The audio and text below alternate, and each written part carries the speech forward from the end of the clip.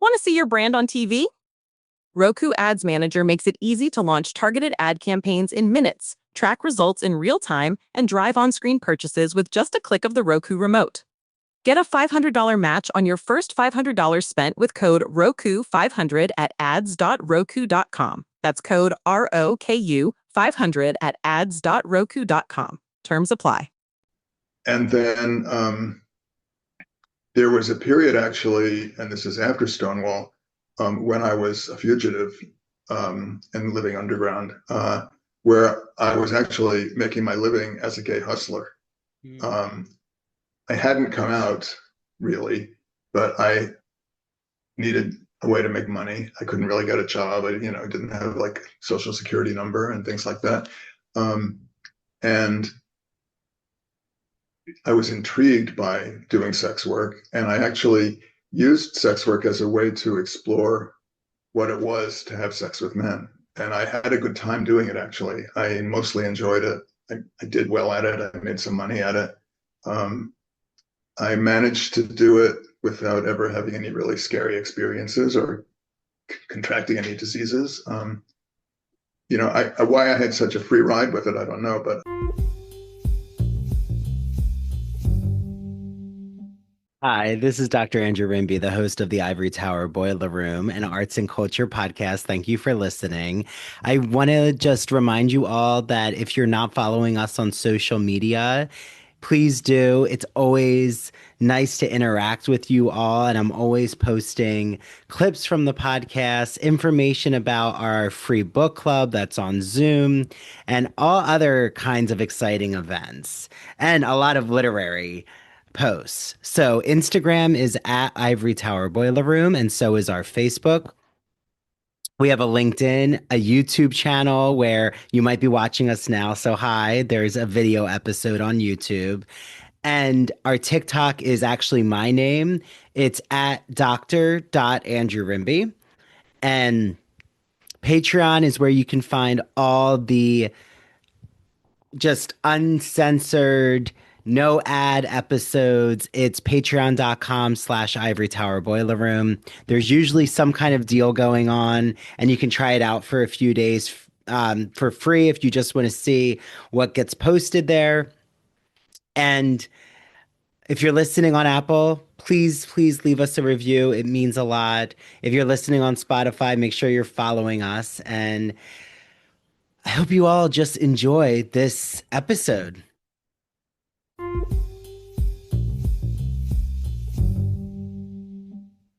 Hi, everyone. This is Dr. Andrew Rimby. Welcome back to the Ivory Tower Boiler Room. I'm so excited to be joined with an author who has such an incredible story to tell you all. And I know you're all going to learn so much, hopefully gain a lot of inspiration from his journey. So I'm joined with Jonathan Lerner, who has written the novels Lily Narcissus, Alex Underground, and Caught in a Still Place. His previous memoir is called Swords in the Hands of Children, about his experiences in the militant left in the 60s. He co-edited the oral history Voices from Wounded Knee. For 4 decades, he's been a magazine writer and editor, and a longtime contributing editor at Landscape Architecture magazine, where his work addresses connections between the built and natural environments. And we're here today to talk about his new memoir called Performance Anxiety, the headlong adolescence of a mid-century kid, all about his background with gay sex, radical politics, rock and roll, and looming adulthood in the years before all hell broke loose in what we call the 60s. So welcome to the program, Jonathan. Thank you. I'm glad to be here. So I was so curious about, anytime I have an author on and I've never met them, I always like to jump into, okay, so what was that creative spark for you to even become a writer? How did that happen for you? I first started writing when I was active in the radical movement in the 60s. There were what we called underground newspapers in many cities then. They weren't really underground in the sense of being clandestine or secret. They were counterculture, alternate papers, and a lot of them are pretty flaky, but that's where I started writing for some of those. And also I was a member of Students for Democratic Society, which was sort of probably the biggest organization in the radical movement in the late 60s. And we had a biweekly newspaper that I wrote for and eventually was the editor of. When I came out of my radical political period, which lasted for 6 or 8 years, and then I was looking around and needed something to do, it occurred to me that, I like writing, I like publication, and I knew something about it. So one thing led to another. Like many writers, I also did a lot of other things to get before I got established, like driving a cab and waiting tables. And then eventually cobbled together a life as a freelance magazine writer and editor. What was bring us back to that 60s counterculture moment. Like, I'm so curious, what did that look like on a day-to-day basis? Like, is it as accurate as what Hair the Musical makes it out to seem? Or like the hippie culture and the radical political culture, were they like two separate movements, or was like the hippie culture part of it? It was a spectrum, kind of. There were the hardcore politicos who often were very skeptical or critical of people at the far other end who were doing a lot of drugs and weren't militant and maybe wanted to change the world by chanting or starting a commune in the countryside. But there were a lot of people at every point in that spectrum. I was probably planted more on the political side, but I was a big participant in the youth culture of the time. The music, the drugs, mostly marijuana, actually. I always was sort of allergic to taking harder drugs. So, it's hard to really pigeonhole how it was. It's like any other period or reality that there's so many differences between individual people.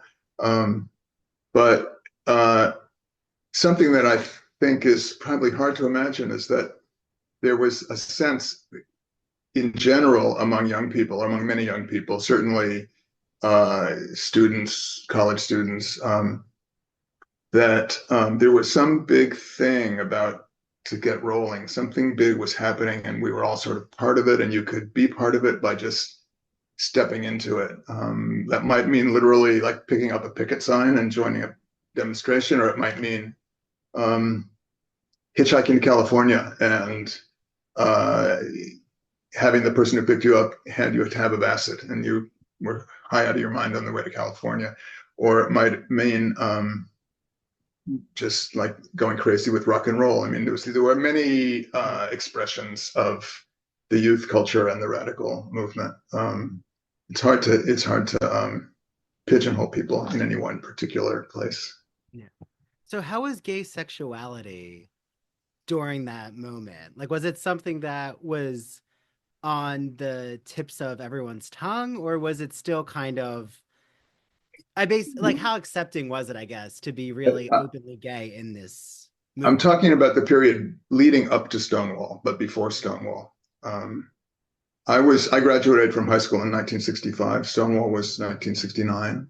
And so what I've just described about the radical movement and the sort of beginnings of the youth culture mostly took place without a visible, open, critical, radical gay phenomenon. Of course, there were gay people, and of course, there were gay people having gay sex, but it was even in these sort of counterculture environments, it was often pretty much hidden. It depended who your friends were and whether you could trust them. And a lot of people in the more political end of that spectrum were quite critical because they felt, this is going to alienate the masses that we're trying to organize. The people who were more leftist, who wanted to organize working class people in factories and unions and things, were sort of afraid of long hair and drugs and expressions of sexuality. But, there was this kind of flowering of open free love sexuality. It was called free love. It's never really free, but among straight people, it was facilitated by uh, the existence of the birth control bill, which I think came in about 65, and suddenly, although there are risks for everything, but suddenly it seemed to people that you could have sex safely and freely without worrying about people getting pregnant. And that sort of opened up this flowering of sort of sexual expression. And so they did made some room for gay sexual expression, but again, it sort of depended where you were, who were your friends, what kind of community you lived in. That changed a lot after Stonewall, because suddenly not only had the people at Stonewall physically fought the police, which was really radical. I mean, there was a lot of fighting the police going on, but it was fighting the police because the police were racist, or fighting the police because we were against the war in Vietnam and they weren't going to let us march to the Pentagon or something like that. So that was kind of unique and radical, but it also gave birth almost immediately to this, to a number of very public gay organizations, the Gay Liberation Front, the Gay Activists Alliance. And so there was just this kind of opening that made it more possible for people who were gay to be who they needed to be. I mean, as we know, it's like, it's an endless battle, or it's an endless evolution. Things are getting better in some ways now. Things seem to be getting worse. Yeah, that's what I was going to ask you, is how some have said that we've returned to a very counterculture movement right now with campus protests, or like realizing how activism and intersectionality with identities, like it's not just one group's fight, like we all have to be united together. Is that something that's very reminiscent of what you were a part of, or is it different? Well, it's reminiscent, but it's I mean, what's reminiscent is this sense of the need to resist the government. In those days, it was pretty specifically focused around police brutality, in particular in communities of color, and also the war in Vietnam, which by the late 60s was like just enormously exploded. I mean, there were 500,000 American soldiers there in 1967. And every guy who was 18 years old was touched by it, because we all had to register for the draft. And so you knew people who were going, and you could get a student deferment, except when your draft board ran out of people to draft, you would lose your student deferment and get drafted anyway. So it was a very like threatening time for the guys and for the women who were their friends. Yeah, it's hard for me to say how similar this is. It seems so much more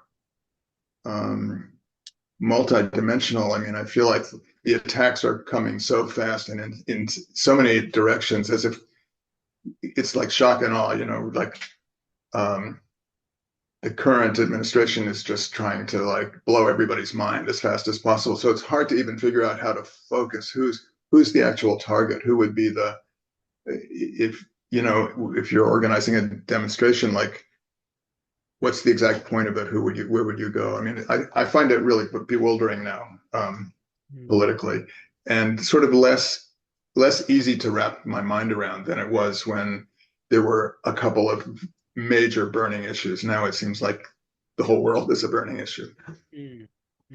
Well, not kind to of be like, too depressing about it. yeah, but it's kind of like a wall of censorship in a way, or something I've realized is a lot of it seems about authoritarian rule, and Yeah, like yeah. we're going to enact policies that are illegal or unconstitutional, and we're going to show you that we're going to get away with it. Like that just feels very strongman Mussolini. Yeah, yeah. And also the fact that there is actually a concerted plan. It's called Project 2025 to roll back all kinds of advances that have been made over the last generations in gender equality and diversity and public health, and anywhere you look. So it's a really hard, bewildering time now. And sometimes I feel like the fact that I have this kind of rich experience in a radical movement doesn't even seem to apply. Like I'm trying to figure out like how can I take what I knew, what I learned as a young activist and apply it now? I don't know. I really don't. Yeah. Well, it seems like, though, fomenting a rebellion against the government, like being active and very ACT UP, learning the history of ACT UP, I feel that also showed a lot of lessons about eventually Dr. Fauci can't put his fingers in his ears any longer. And I feel like that's something that's happening right now, is like the more and more there's unrest of like the people aren't going to allow this to happen. Like, you're not going to take away our democratic system. Eventually it has to reach the masses, right? Like eventually there has to be a toppling of change. Well, I hope so. I also find it kind of frightening. Like, what's it going to look like?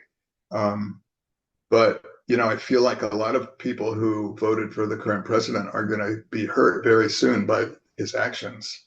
When they can't afford groceries anymore, and that may have a big effect in terms of bringing people into action. I'm pretty sure that in the middle of out of all this ferment, some new leadership is going to emerge, some new voices that'll have sensible things to say. I hope that happens. I hope so too. Well, kind of getting back to the 60s, like, were you always New York City based? It seems like you've always had some kind of connection to New York. Well, I grew up in Washington, D.C. That's right. Yeah. In Chevy Chase, Maryland, which is a suburb of Washington. I was in New York quite a bit as a kid. My sister went to college there, and she's 6 years older than me. So once she went there, I often went up to visit. When I went to college in Ohio and dropped out after 2 years in 1967 and went to New York, and that's where I really got active in Students for a Democratic Society. I joined the staff. Then I've sort of been in and out of New York ever since. For a long time, I lived in Atlanta, actually, for about 21 years. But then I met a guy, and he lived in New York, and I moved back to New York to be with him about 15 years ago. Yeah. So Washington, New York, I was in Chicago on and off for a couple of years. That's where the headquarters of Students for a Democratic Society was. I worked in that national office for a while. And Chicago also, as people know, was sort of a flashpoint location in the late 60s for political action.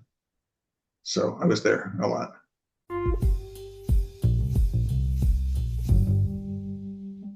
Now that the spring semester is here, I am so excited to let you all know about a publisher, an independent publisher, that's celebrating 40 years of great books, called Broadview Press. I love Broadview Press. I have so many of their editions of classic literature like Wuthering Heights, which is coming out soon, and it's our book club choice. And they have so many academic books for instructors and for students and the general public. So I've had so many exciting guests on, from guests talking about The Wonderful Wizard of Oz, guests talking about vampire literature, horror literature.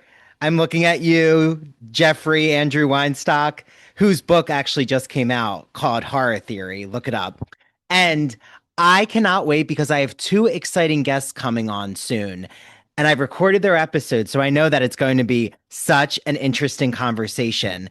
The first is Rachel Tukolsky, who wrote a book called Writing on Fire, a fierce yet friendly guide to writing humanities essays in college. I've used excerpts of it for my Writing 2 course at Montclair.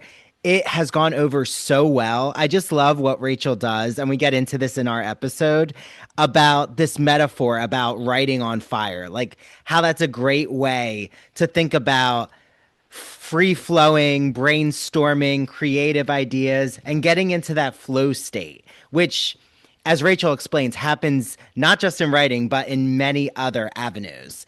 And then the other guest that I have on is David Starkey, who wrote a book called Academic Writing Now, a brief guide for busy students. It is designed to cover the basics of a college writing course in a concise, student-friendly format. Each chapter concentrates on a crucial element of composing an academic essay and is capable of being read in a single sitting, which, for a generation, myself included, I think all of us now, just consumed by digital media or just this attention grabbing technology, reading in a single sitting is definitely a plus. So head to Broadview Press, use the promo code Ivory Tower, and you'll get 20% off every single book in their collection. There's also a really cool digital library collection they have. So if you're a librarian, take a look at that. Message me. If you're a librarian, I'd be happy to show you what that new collection looks like. And I hope you all enjoy your reading.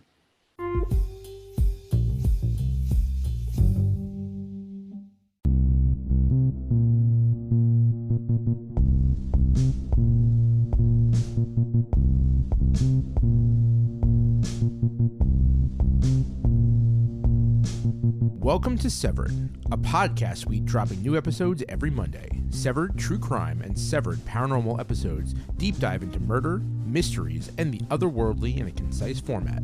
A 7-minute story to frame the case with thoughtful analysis and our usual banter. We sometimes find the lighter side of darker cases. We offer 3 spin-off shows, Severed Strange Stories, Severed Haunted You, and Severed Serial Killers that highlight the unusual to lighthearted topics from the digital dumpsters of true crime, haunted universities, and the minds of madness like Ted Bundy and Jeffrey Dahmer.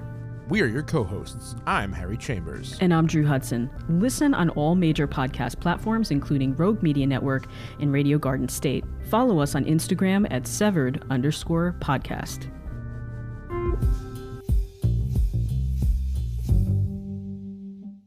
So this metropolitan connection you have with DC, Atlanta, New York, Chicago, did you feel like one city had more of a gay visibility, or did one area inspire you more when it came to your own coming out journey?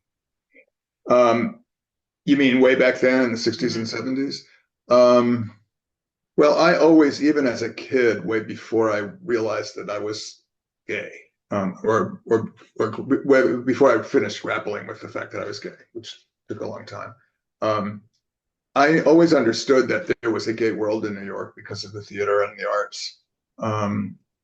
And I didn't, I sort of had a glancing acquaintance with some people in that world. And I think, New York, it's not the only place that had a sort of burgeoning or nascent gay life.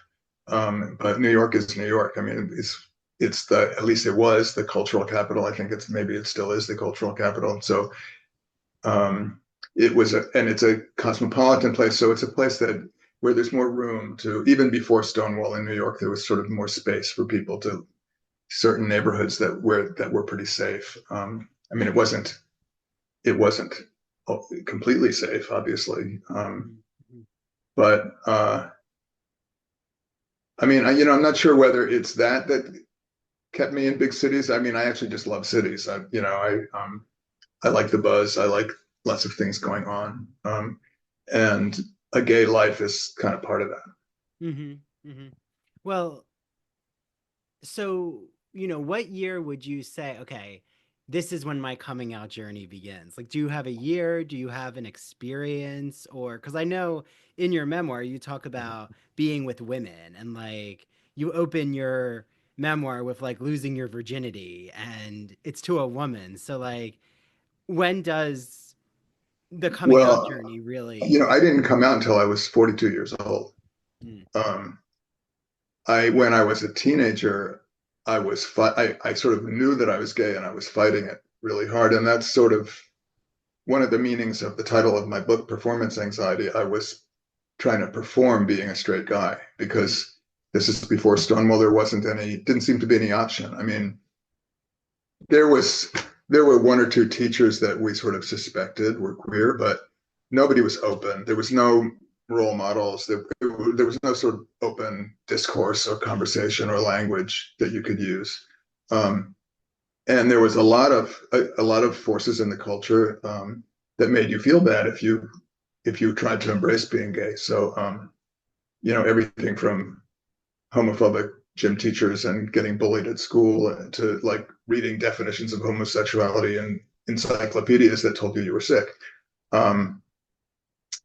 So through my teens, really, I was kind of fighting it. I was glancingly experimenting with gay sex, but I was also making myself, I was functionally bisexual. I was making myself have sex with girls in order to try to prove to myself and the world that I wasn't queer. There didn't seem to be anything positive about embracing being queer back then.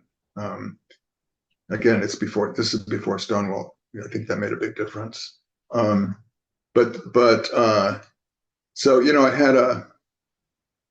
I had sort of fumbling, scary, intriguing gay encounters in high school and after high school and college. Meanwhile, I was having sort of fumbling, unsatisfying sexual encounters with girls. And then there was a period, actually, and this is after Stonewall, when I was a fugitive and living underground, where I was actually making my living as a gay hustler. I hadn't come out, really, but I needed a way to make money. I couldn't really get a job. I didn't have like social security number and things like that. And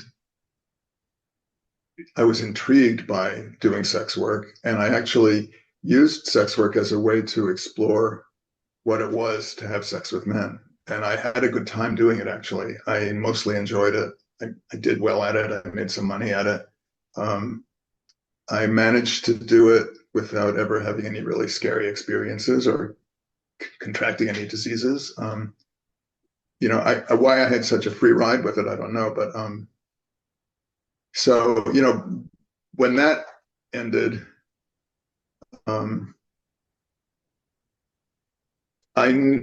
at that point, then I knew that I couldn't hide my desire for men, and I couldn't hide what I now knew about gay sexuality, and that I liked it, that I enjoyed it, that I wanted it.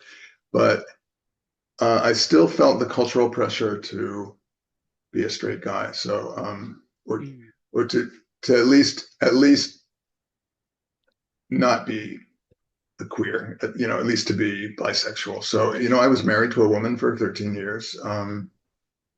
Eventually, what really brought me to come out after that period was a couple of things. My first book was published, and suddenly, like, I really felt like I was a writer. I felt like this is sort of, I had been a sort of patching together work as a writer and doing other things.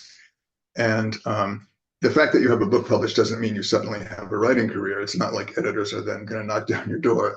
I was disabused of that pretty quickly, but still, it was a way to see myself in the world that was kind of, a strong person in the world. My book was published in England. It got a lot of notice there. I was there at the time it was published. And then right around that same time, my wife and I had been sort of living on the road. We were antique dealers.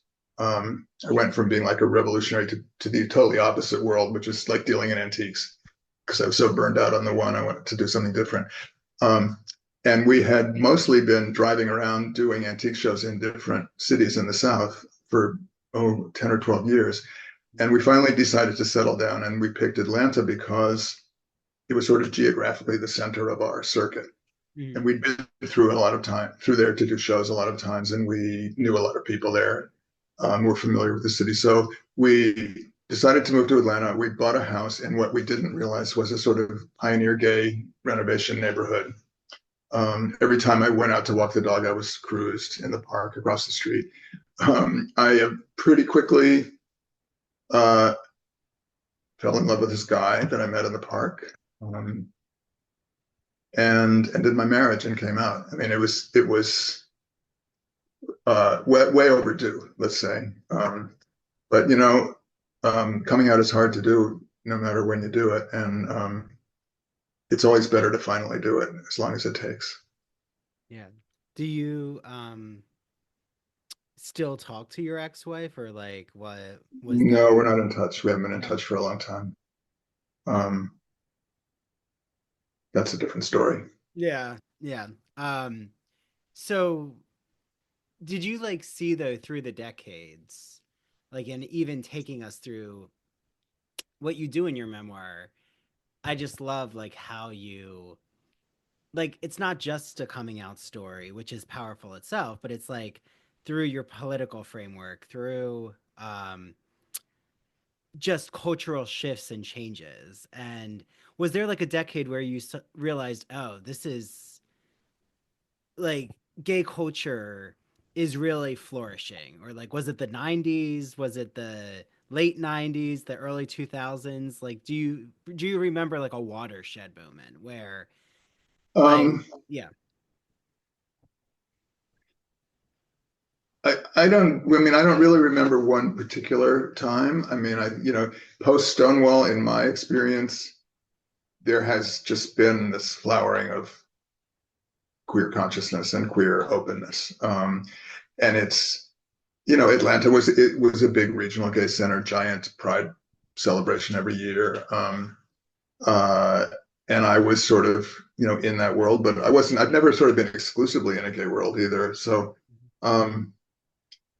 I think there's some people who think in terms of decades and milestones, and to me, it's more of a continuum. Mhm. Yeah. Yeah, yeah. Well, like, even your experience, do you feel that um the way that you see straight allyship is interesting? Like, meaning straight men who are just really comfortable with their sexuality and being around gay men. Like, did you feel like ever that you were a shapeshifter? Maybe not a shapeshifter, that's not the right concept, but um kind of taking on a different identity. Like, if you were in more of a gay circle, you had a different way of interacting than if you were mostly around straight men. Like, what was that Um, experience like? It may be freezing here in the Northeast, but when I received my copy of the Gay and Lesbian Review, it warmed me up instantly. Their new issue is all about kink culture. Let me explain a little. I'm going to read what Jeremy C. Fox, the managing editor, has to say about this issue. He says this issue marks a bit of a departure for the Gay and Lesbian Review as we crack open the bedroom door to explore the practices and paraphilias that interest or obsess some LGBT people and the roots of their appeal. Several future articles delve deeply into why certain kinks turn some of us on, and whether we can discern historical and aesthetic rationales behind these fixations. This magazine features articles such as The Power of the Foot. Oh, yeah. They're going there with foot kinks. Maplethorpe's Gift to America, Reclaiming the Sacred Dungeon. Tumblr was a gateway to kink, and Cruising with Boyd McDonnell. You definitely want to get your hands on the kink issue here. I have an exclusive promo code that those at the Gay and Lesbian Review have granted to you all. It is ITBR Choice. Enter it when you check out on the glreview.org, and you will get a free issue of the magazine. I hope you all enjoy your reading, and it'll definitely keep you nice and cozy.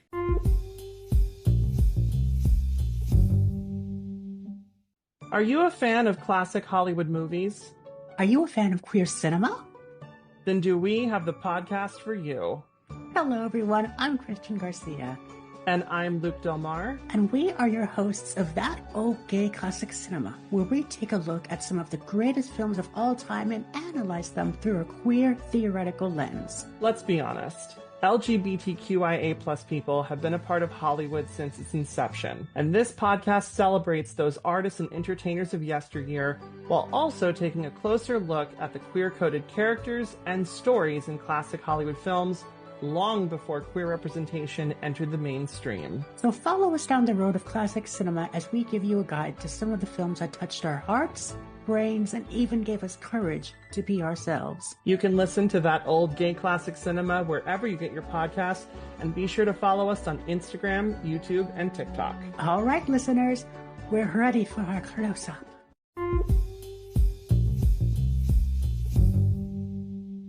Well, some, yeah. You know, there are elements of gay culture, gay male culture, that gay men use with each other. For example, when I first came out, my book had been published, and you know, I had my first fancy magazine article published, and I thought I was going to be a writer right away, but actually I couldn't make a living. So I did what a lot of writers do, and I got a job in a restaurant. It so happened that the entire front of house staff in this restaurant were gay men, ranging in age from like 22 to 45. I was on the older end of it.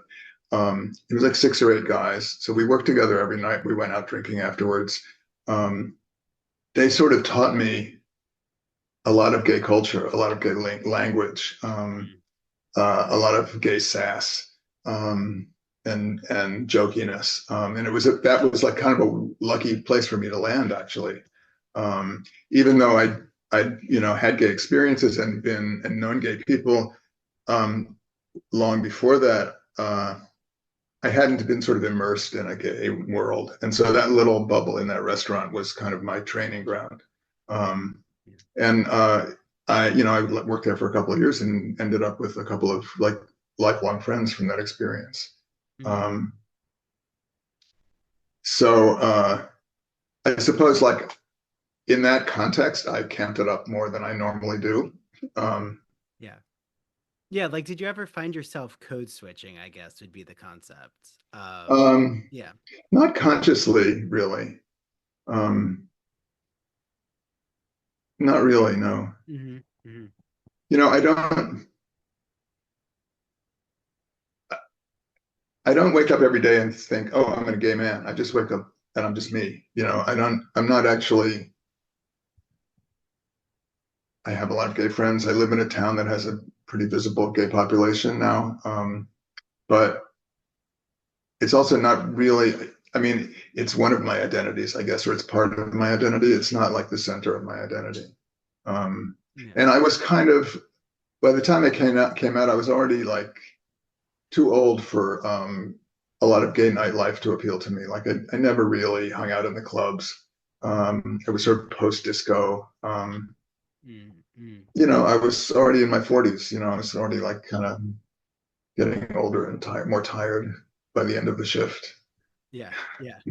Well, like, so what do you think now about, like, if you were born in 2000, like, do you ever think this young generation, like social media, TikTok, the way that, not that you don't think about coming out, but like, especially if you're on the East or West Coast, there's such an openness with like the metropolitan areas that it's kind of like, okay, you're gay now.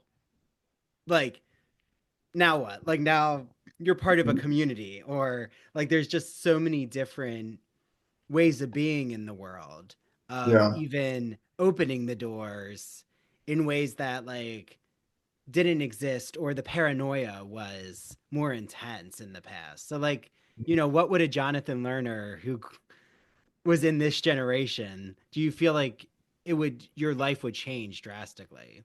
I don't know. I find it unimaginable to think that I would have been born in 2000. And you know, I know some people who were born in 2000 around then. I have a lot of nieces and nephews. But I'm still like an ink on paper person. I have a social media account because my publisher encouraged me to get some kind of like online presence, not because I want to do it personally. I don't live my life online. Of course I have a cell phone because like I'm functioning in this society and you have to have one, and they're handy items to have. But what do I do most of the time for relaxation? I lie on the couch and read books, like paper books with ink printing in them. I don't do anything for pleasure online. Like I play games. I mean, I read the news online because you can't really get a newspaper anymore. But I have these old habits because I'm an old guy. And I'm 77 years old, and most of my life was before 2000. And that's going to be true unless I live to be 100. Which could happen, It could happen. I'm not sure I want to live to be 100. Well, if you have your health, that would be good. If I have my health, yeah. Yeah. So, it's been so wonderful chatting with you. I mean, is my last question, well, there might be another, but something I did want to ask is, what was one of the most difficult parts of your memoir to write, and why? Well, you might find it surprising that writing about having sex was not difficult for me. Partly because I've done it before. In my earlier memoir, I wrote about my period of being a sex worker, and I wrote about it really graphically and explicitly. So I'm over that. I'm over being nervous about that. The book is a lot about my family. It's about my childhood. My mother dying when I was 16, my father handling that really poorly. So one of the big things that I had to reckon with was how do I articulate my relationship with my father? He's not living anymore.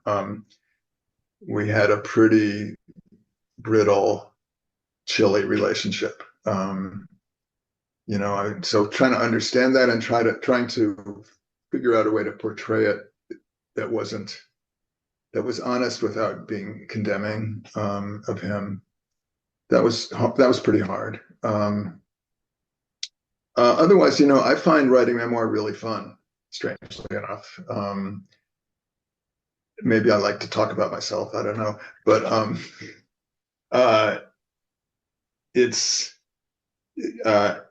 I know a lot of people who write memoirs are very sort of constantly in emotional turmoil about it. They're like dragging these truths out of themselves. It's not that hard for me to do it. I can't really tell you why, but I've done 2 of them now, and actually think I'm probably a better memoir writer than any other genre of writing. I enjoy sort of going back and understanding what happened. To really trying to understand it. And one thing I realized writing this recent book was that even though it's about me, actually in writing it, I'm sort of creating a character who's called Jonathan Lerner, who everything he did and does and thinks comes from me.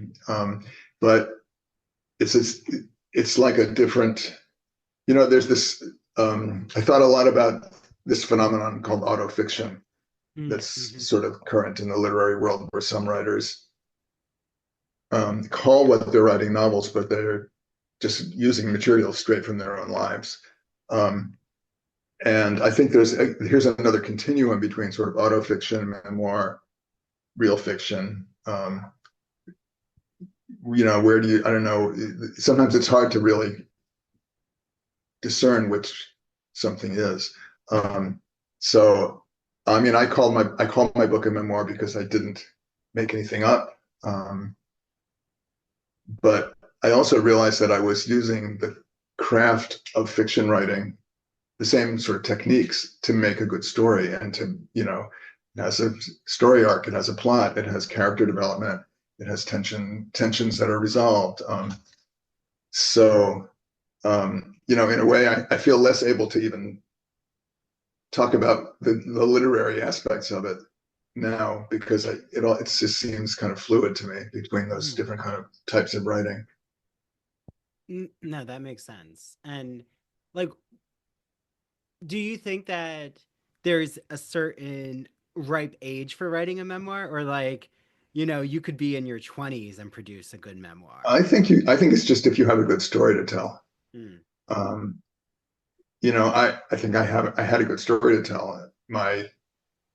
The tensions in my family, the stuff about losing my mother when I was young, that's part of a good story. The fact of my very early, like even when I was in high school, my first getting involved in political action in the civil rights movement, which meant things like taking the streetcar downtown to the White House to walk in a picket line. When I was in high school, my friends and I we were suburban kids, white kids. We would go into the black part of Washington to the Howard Theater to see the Motown Revue, the Miracles and the Supremes and the Marvelettes. We would go into the city to kind of smoky bars to hear jazz performances by black jazz players. So, exploring, becoming aware of race and becoming aware of racial difference and racism, sort of trying to understand what that was as a kid when it wasn't talked about very deeply, certainly not by white people. So, I had a lot of good things to talk about.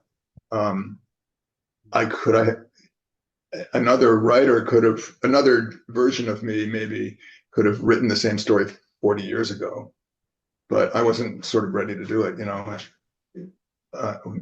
That's another question. Why now? I don't know. I mean, I don't know the answer. I have theories about that too. But I don't think you have to be like a senior citizen in order to write memoir. I think you have to be a writer. You have to want to write and know how to craft a story. Yeah. No, I think that's really so helpful to understand with the genre of a memoir, which I just love what you do with your memoir. And, everyone listening, it's called Performance Anxiety by Jonathan Lerner. And Jonathan has a website, right? What's your website, Jonathan? JonathanLerner.info. Easy. Okay. Easy to remember. So, it's been so wonderful having you on here. Any social media, because your publicist will be happy that people can follow you? Instagram, Lerner Writer, one word. Okay. And honestly, I forget what my Facebook name was. Well, Instagram's helpful. So Lerner Writer. Lerner Writer and JonathanLerner.info will take you everywhere you need to go.